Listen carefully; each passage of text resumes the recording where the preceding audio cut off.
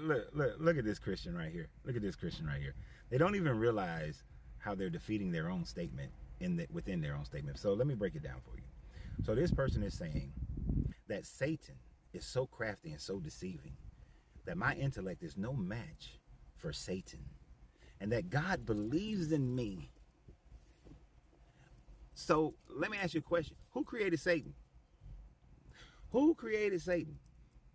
If your God is the creator of all things in the universe, then therefore your God is the creator of the Satan character that you believe in, although the Satan is not what you say it is.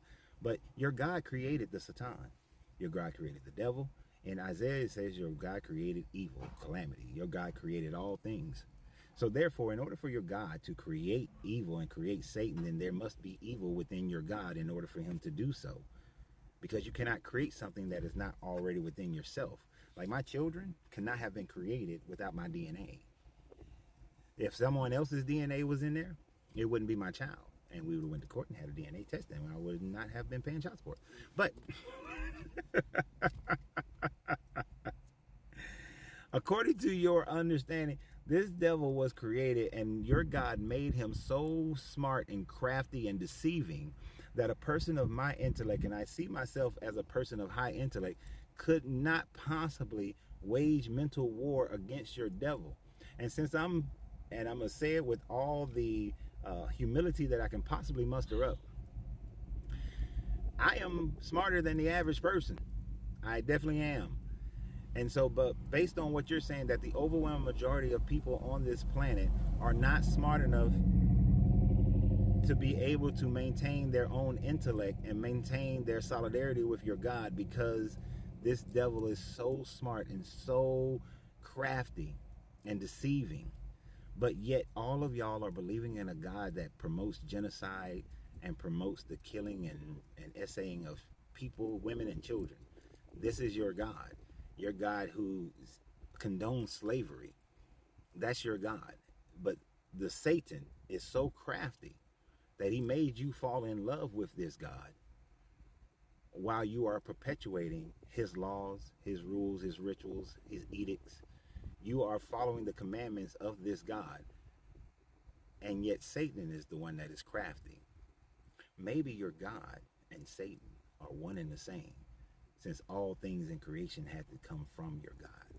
You ever think about that? That would be very crafty of the devil, not to convince the world that he does not exist. That is something that y'all got from a book, Paradise Lost. But that he is so crafty that he convinced the world that he is God.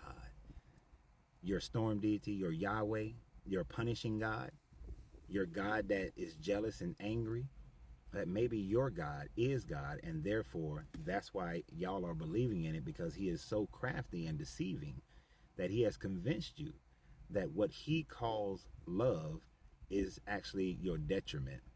That the punishing of people and giving you a command to say that if your name is not found in his book of life and you don't believe in me, even though you are smart enough to know that the information is incorrect, but you must make a fool of yourself if you are an intellectual person so you can become wise in this God. Maybe that's First Corinthians. Maybe this God is actually the devil, who is deceiving you into believing that his ultimatum of love me or burn in the eternal fire, in this lake of fire, and be tormented for all eternity, that this ultimatum is his way of tricking you into believing in him. His bringing himself into a young girl without her permission, and then dying of himself to be able to forgive you of the sins to which he created, was a slick ass grift to get you guys to believe that he is loving, he is kind. Imagine if I told Angelina, if you don't love me, if you don't follow the commandments of how to live with me, that I'm going to put you in the basement and torment you for all eternity. That's your choice. That's your free will choice. And you put yourself in the basement to be tormented for all eternity because you didn't love me. And she bought into that. Most women who look at women that get caught up in that situation call them fools, call them ignorant, call them low self-esteem people who have no agency of mind to think. But that is what I see when I see Christians who post this type of nonsense. So what do you guys think? Like, share, comment, and always remember, you have to free yourself to be yourself, because your greatness is non-negotiable. Good journey, good vibrations.